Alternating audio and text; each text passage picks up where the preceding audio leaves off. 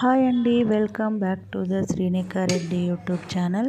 మన తెలంగాణ స్టైల్లో చిక్కుడుకాయ కర్రీ ఎలా ఉండాలో ఈ వీడియోలో చూద్దాం. ముందుగా ఒక ప్యాన్ తీసుకొని అందులో 2 టేబుల్ స్పూన్ల ఆయిల్ వేసి, ఆయిల్ వేడైన తర్వాత అందులో పోపు దినుసులు యాడ్ చేసుకొని, అలాగే మనం ముందుగా కట్ చేసుకున్న ఒక ఉల్లిగడ్డ, కరివేపాకు యాడ్ చేసుకోవాలండి.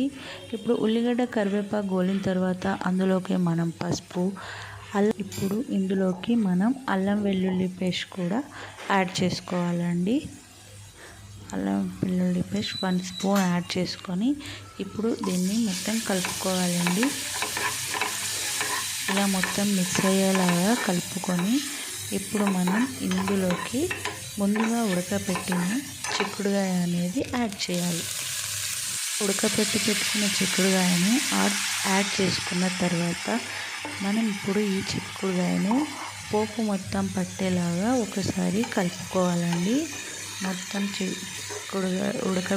ముందుగా ఉడకబెట్టుకున్న చిక్కుడుకాయని ఇలా కలుపుకున్న తర్వాత ఇప్పుడు ఇందులోకి మనం తగినంత ఉప్పు, తగినంత కారం అనేది యాడ్ చేసుకోవాలండి.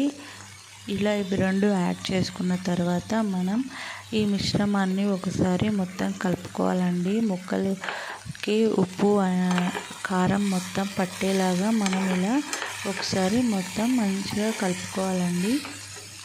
ఈ వీడియోలో చూపిస్తున్నట్టుగా ఇలా కలుపుకోండి. మొత్తం మిక్స్ అయ్యేలాగా ఇలా కలుపుకున్న తర్వాత ఇప్పుడు 10 నిమిషాలు మూత పెట్టేసుకొని కుక్ చేసుకోవాలండి.